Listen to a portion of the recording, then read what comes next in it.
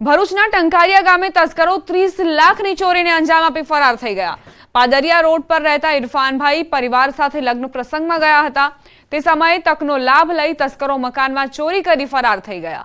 તસ્કરો મકાનના પાછળના ભાગેથી ઘરમાં પ્રવેશ કરી 45 તોલા સોનાના દાગીના અને 4,65,000 રોકડની ચોરી કરી ફરાર થઈ ગયા। સમગ્ર ઘટનાને લઈ પોલીસે તપાસ શરૂ કરી। મારી ઘરે રાત્રે 20 તારીખે સાંજના 7 વાગ્યાથી 9 વાગ્યા સુધી ચોરી થયેલી છે। બહુ મોટી ચોરી થયેલી છે। એની કમ્પ્લેન અમે પોલીસમાં કરેલી છે। અંદાજિત 60 તોલા જેવું સોનું હતું, 4.25 લાખ રૂપિયા જેવું અંદાજિત કેશ હતું।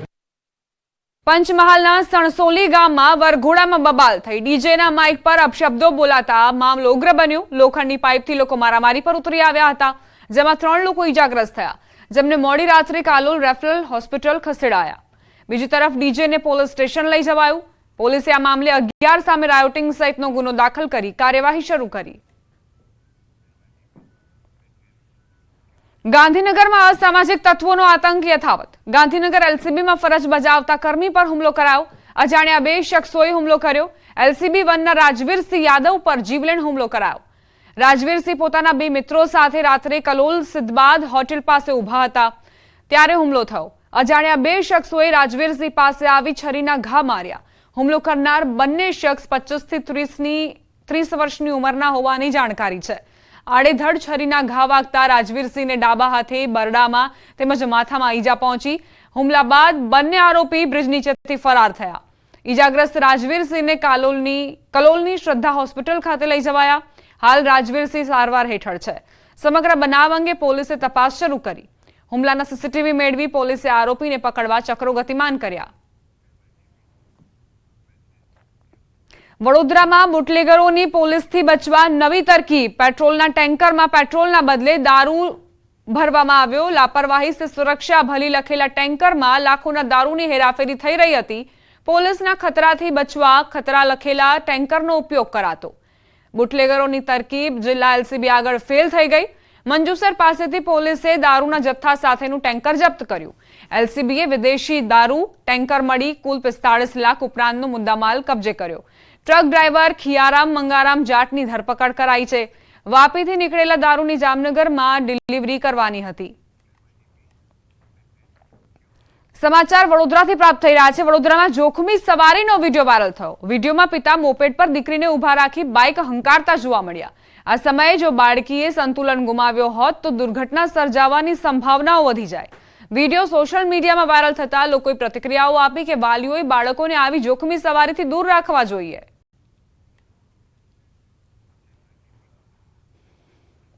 નવસારીમાં ચીખલી પાસે ગોઝારો અકસ્માત સર્જાયો। એક સાથે 3 ગાડીઓનો અકસ્માત થયો। પૂરપાટ ઝડપે આવતી કારે સામેથી આવતી કારને અડફેટે લેતા અકસ્માત સર્જાયો। અકસ્માતમાં કુલ 5 લોકો ઇજાગ્રસ્ત થયાના સમાચાર, જેમાં 8 મહિનાની એક બાળકી અને 9 વર્ષના એક બાળકનો પણ સમાવેશ થાય છે।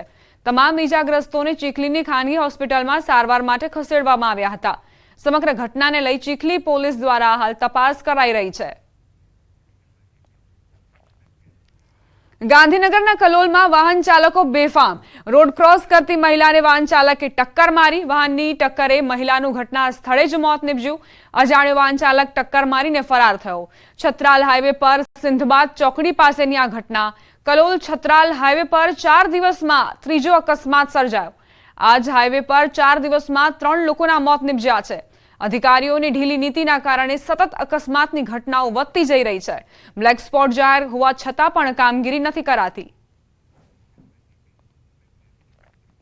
આણંદ તાલુકાના બેડવા પાટિયા પાસે અકસ્માતની ઘટના બની। કાર ચાલકે બાઇક સહિત અન્ય કારને અડફેટે લીધી। અકસ્માતમાં બાઇક ચાલક ગંભીર રીતે ઘવાયો। કાર ચાલક નશાની હાલતમાં હોવાનું અનુમાન છે। અકસ્માતને પગલે લોકોના ટોળા એકત્રિત થયા।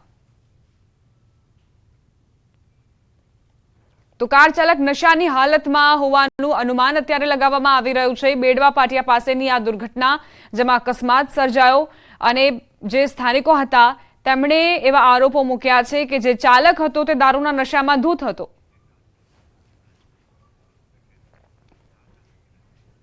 રાજસ્થાનના ઝાલાવાડના અકલેરા ઘાટોલી વિસ્તારમાં ગમખ્વાર અકસ્માતની ઘટના બની।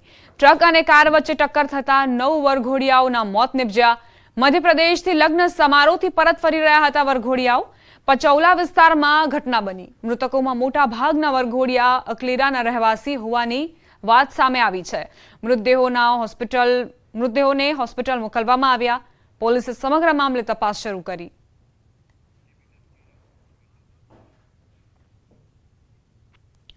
રવિવારે રાજ્યના અલગ અલગ વિસ્તારમાં અકસ્માતની ઘટનાઓ બની. નવસારીમાં ટ્રિપલ અકસ્માત થયો, જેમાં 5 લોકોને ઈજા પહોંચી. તો ગાંધીનગરના કલોલમાં બેફામ કાર ચાલકની અડફેટે મહિલાનું ઘટના સ્થળે મૃત્યુ થયું. આ તરફ આણંદમાં પણ કાર ચાલકે લોકોને અડફેટે લીધા. તો રાજસ્થાનમાં સર્જાયેલા અકસ્માતમાં 9 લોકોના કરુણ મોત નિપજ્યા હતા.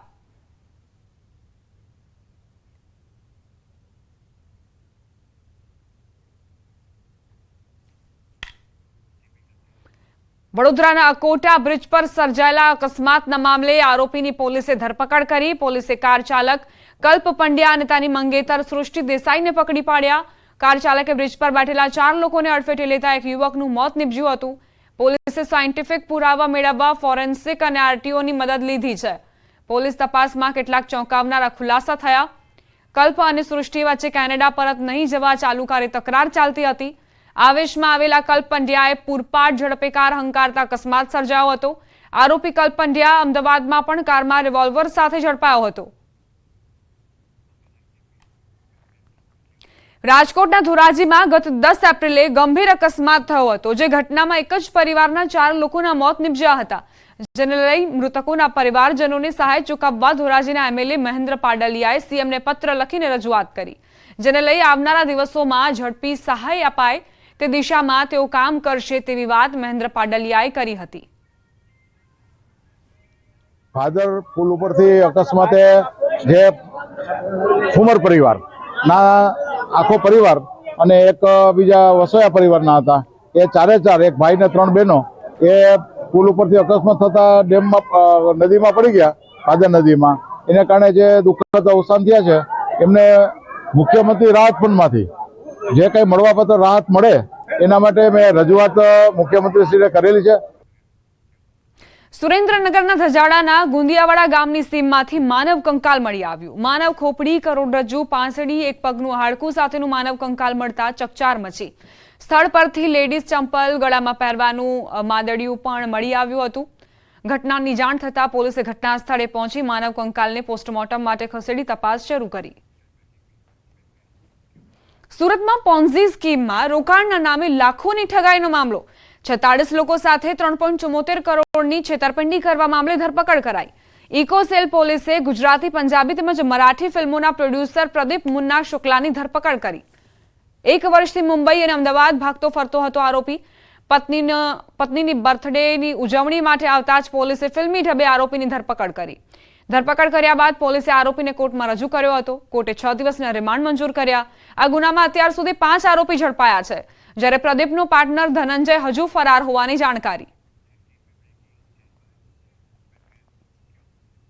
સમાચારોમાં હવે આગળ વધીએ. મહત્વપૂર્ણ સમાચાર પ્રાપ્ત